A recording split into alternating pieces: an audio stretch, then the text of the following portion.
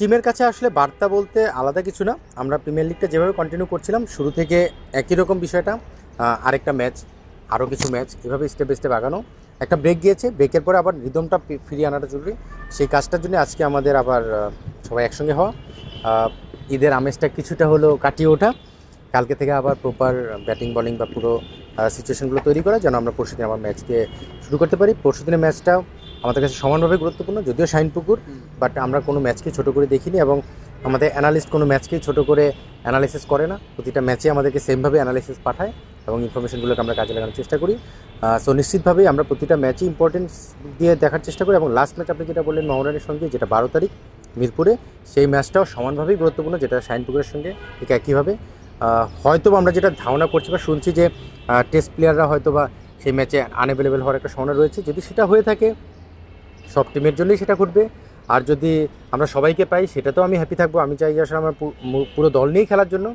But যদি বোর্ডের কোনো সিদ্ধান্ত হয় সেটাকেও আমরা সাপোর্ট করার চেষ্টা করব, বাট না হলেও আমরা আমাদের প্লেয়ারদের খেলাতে চাই। টেস্ট ম্যাচ 20 তারিখে, ক্যাম্প শুরু 11 বা 12 তারিখে।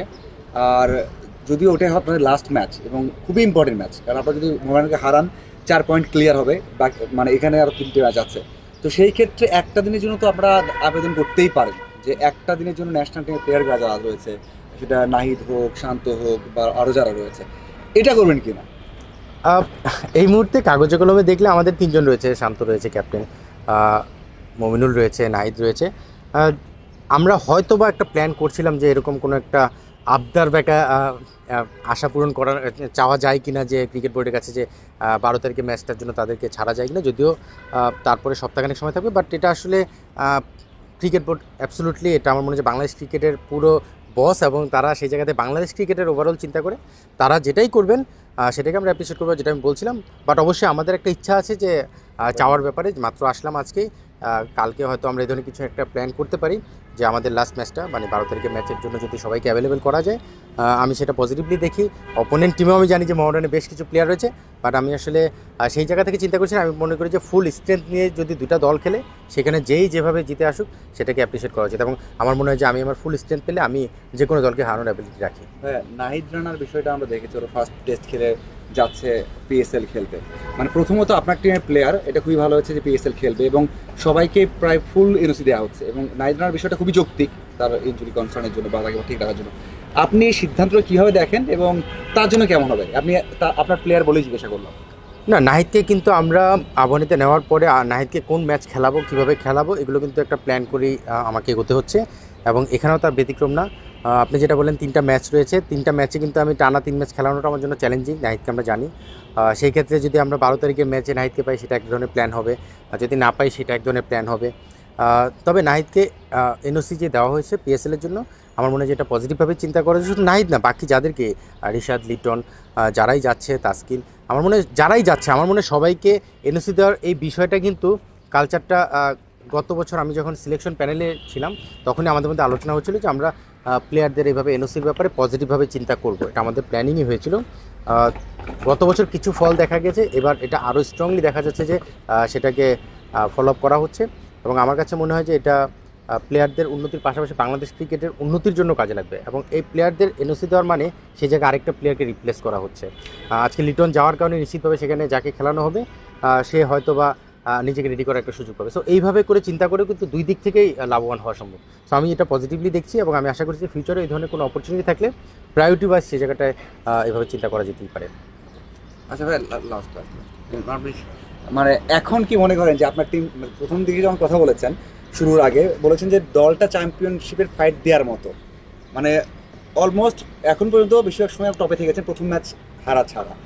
এখন কি মনে হয় যে আপনারা যদি চ্যাম্পিয়ন না হন সেটাই কি আপসেট হবে? কারণ আপনারা খুব ধারাবাহিক করছেন এখন, এবং শুধু আপনার টিমের না, যারা ফুল স্ট্রেন্থ রয়েছে, তাইজুদ হোক বা অন্যরা কিন্তু চলে যাবে টেস্ট খেলতে। তাতে কি মনে হয় যে আপনার টিমটা এখন মানে ওয়েল ডিজার্ভিং টিম যে চ্যাম্পিয়ন হবে? আমি আসলে অনেস্টলি যদি আমাকে জিজ্ঞেস করে, যে কোনো কাজ করার সময় একটা লক্ষ্য সেট করা হয় প্রথমে। ফর এক্সাম্পল, আমি কিন্তু সবসময় বলি যে আমি মিরপুর আসবো, আমি আমার বাসা রামপুরা, হাজিপাড়া, সেখান থেকে আমি যখন মিরপুর আসবো আমি কিন্তু একটা টার্গেট সেট করি যে আমি মিরপুরে যাব। সেখানে আসার সময় আমাকে কীভাবে যেতে হবে সেই জায়গাগুলো সাজাতে হয়। চ্যাম্পিয়ন হওয়ার ক্ষেত্রেও আমি আবাহনীকে স্টেপ বাই স্টেপ কার সঙ্গে কীভাবে খেলবো সেটা সাজিয়েছি। সেই সাজানোর মধ্যে দিয়ে আমরা এগিয়ে যাচ্ছি। তারপরে যদি হোঁচট খাই, তখন কিছু সময়ের জন্য আমাকে একটা ব্রেক নিতে হবে, সেই ব্রেক নিয়ে আবার সেটাতে ফিরে আসতে হবে। চ্যাম্পিয়নশিপটা আমি আবারও বলি যে দিন শেষে আলটিমেট গোল চ্যাম্পিয়নশিপ না হলেও আমরা এই প্রসেসের মধ্যেই যেহেতু আছি, সেই প্রসেসটা আমরা মেনটেন করার চেষ্টা করব। বাট দিন শেষে আমার ম্যানেজমেন্ট যেটা আবাহনী রয়েছেন, যারা নতুন ম্যানেজমেন্ট আপনারা জানেন, তারাও কিন্তু হ্যাপি আমাদের পারফরমেন্সে, এবং ওনারা কিন্তু কখনও আমাদের ওই প্রেশারটা দেয়নি যে চ্যাম্পিয়ন হতেই হবে। সো সেই জায়গা থেকেও আমরা অনেক রিলিফ, এবং আপনি মাঠেও খুব বেশি আবাহনীর মানুষ হয়তো দেখেননি অফিসিয়ালদের কাউকে, যেই জিনিসটা তারা আমাদের উপর সেই ভরসাটা রেখেছে এবং দায়িত্বটা দিয়েছে। তো চ্যাম্পিয়ন যদি হতে পারে আলহামদুলিল্লাহ, না হলেও আমার মনে হয় যে আমার ম্যানেজমেন্ট, টিম, প্লেয়ার আমরা সবাই হ্যাপি থাকবো, আমাদের যতটুকু লক্ষ্য যেটুকু সেটার দিকে থাকবো। বাট না হলে আমরা আনহ্যাপি হবো না। লাস্ট কোশ্চেন, আপনার কারিশমা কি এই টিমের উপর? মানে অনেকে বলছে মানে এই টিমটা যেটা বললাম যে এত দূর আসা মানে এত ভালো করার কথা না, মানে কোচ হান্নান সরকার, মানে আপনি তো কদিন নির্বাচক ছিলেন, তো আপনার ইনফ্লুয়েন্স কী ছিল? মানে অবশ্যই কোচের তো নাম হয়, বদনামও হয় খারাপ করলে, মানে আপনি কি মানে কোনটা বুঝতে পেরেছেন যে মনে হয় যে না এই জায়গায় স্যাটিসফ্যাকশন আছে যে আমি এটা বলেছি করেছি?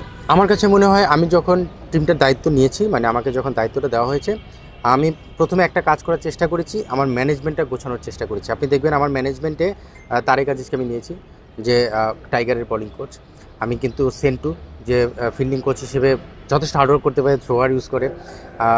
দুজন কোচের কথা বললাম। আমার ট্রেনার যদি দেখেন, ইফতি ন্যাশনাল টিমের ট্রেনার, যে ক্লোজ মনিটরিং করতে পারবে আমাদের ন্যাশনাল টিমের প্লেয়ার হচ্ছে, পাশাপাশি লেটেস্ট যে মনিটরিংটা দরকার সেটা, পাশাপাশি আমার ফিজিও রয়েছে সানি, যে একদম ক্রিকেট বোর্ডের ন্যাশনাল টিমের হয়েও কাজ করেছে। সো আমি ম্যানেজমেন্টটা যখন এই ধরনের স্ট্রং হয়, তার সঙ্গে প্লেয়াররা কিন্তু ট্রাস্ট তৈরি করে, সেই ট্রাস্টটা আমি তৈরি করার চেষ্টা করেছি। ম্যানেজমেন্ট স্ট্রংয়ের মাধ্যমে কিন্তু প্লেয়াররা ট্রাস্ট তৈরি করেছে এই টিমের উপর। পাশাপাশি আরেকটা বিষয়, যেটা আর্থিকভাবে এবছর অনেকেই ক্ষতিগ্রস্ত হচ্ছে, সেই আর্থিকভাবে ক্ষতিগ্রস্তটাকে কাটিয়ে ওঠার জন্য পেমেন্ট সিস্টেমটা খুব ভালো করার চেষ্টা করেছি ম্যানেজমেন্টের সঙ্গে কথা বলে। ফার্স্টে একটা ভালো পেমেন্ট করেছি, ঈদের আগে আরেকটা পেমেন্ট করে প্রায় 80%, অলমোস্ট 80% পেমেন্ট ক্লিয়ার। তো এই যে স্যাটিসফ্যাকশনটা, এটা প্লেয়ারদের মধ্যে ট্রাস্ট তৈরি করেছে। আমি এই ট্রাস্টটা রাখতে চাই, এবং এভাবে আমি ম্যানেজমেন্টকে ম্যানেজ করেছি যে যেই অ্যামাউন্টে আমাকে দিচ্ছেন সেটার জন্য কনফার্ম হয়। অনেক সময় আমরা দেখেছি ক্লাব ক্রিকেটে টাকাটা হেরাফেরি হয়, বাট আমরা এই বিষয়গুলো ওভারঅল কনফার্ম করার চেষ্টা করেছি। আমি যখন দায়িত্ব নিয়েছি ম্যানেজমেন্টের সঙ্গে, প্লেয়ারদের সঙ্গে, আর তার সঙ্গে আপনি মাঠের খেলা যদি আসেন, সেখানে আমি প্লেয়ারদের খুব ট্রাস্ট করি। আমার 4 জন ক্যাপ্টেন রয়েছে। আমি সবসময় বলি, মিটিং থেকে শুরু করে আলোচনায় সবসময় আবাহনীর ক্যাপ্টেন শান্ত বাংলাদেশ টিমের ক্যাপ্টেন, মোসাদ্দেক বাংলাদেশের ক্যাপ্টেন ছিল, আবাহনীর অলিখিত ক্যাপ্টেন। তার সঙ্গে কিন্তু মমিনুল বাংলাদেশ টিমের ক্যাপ্টেন ছিল, মিথুন লাস্ট রিসেন্টলি বিপিএলের রানার্স টিমের ক্যাপ্টেন। সো আমি এই 4 ক্যাপ্টেনকে পাওয়াতে আমার কাজটা অনেক সহজ হয়েছে। মাঠের খেলায় তাদের বড় ভূমিকা রয়েছে। আর অফ স্ক্রিনে একজন রয়েছে, সে হলো আমাদের কম্পিউটার অ্যানালিস্ট বা আমাদের মানে পারফরমেন্স অ্যানালিস্ট যেটা বলা হয়, তাকেও আমি টিম ইনক্লুড করেছি। সেটা আমাকে খুব ভালো সাপোর্ট দিচ্ছে। আপনি দেখবেন যে অনেক টিম ছোটো ম্যাচে হোঁচট খেয়েছে। আমরা ছোটো ম্যাচ আসলে কাউকে ছোটো করা উচিত না, বাট ছোটো বলতে কাগজে কলমে বলছি, সেই ছোটো টিমগুলোর সঙ্গে কিন্তু আমরা খুব বেশি স্ট্রাগল করতে হয়নি, বিকজ আমরা তাদের সঙ্গে প্ল্যান করে যেতে পারছি, আমরা আগেই তাদের সম্পর্কে অ্যানালাইসিস করে দিচ্ছি। সো এই অ্যানালিস্টও তার জায়গা থেকে তার ভূমিকাটা রাখার চেষ্টা করছে। ওভারঅল সব কিছু মিলে অফ স্ক্রিনে অনেক কিছু দেখা যায় না, যেগুলো এই টিমের পারফরমেন্সের ক্ষেত্রে ভূমিকা রেখেছে, এবং আমি আসার পরে এই জিনিসগুলো ইনশিওর করার চেষ্টা করেছি। এবং এটা আমি শুধু এখানে না, আমি আমার কোচিং কেরিয়ারে এর আগেও যখন ছিলাম সেটা করার চেষ্টা করছি। ইভেন আমি যখন যেই জায়গাটায় থাকি, আমি চেষ্টা করি কোয়ালিটিটা ইনশিওর করার। সেই বিষয়গুলো মনে আজকে টিমের পারফরমেন্সের বড় ভূমিকা রেখেছে।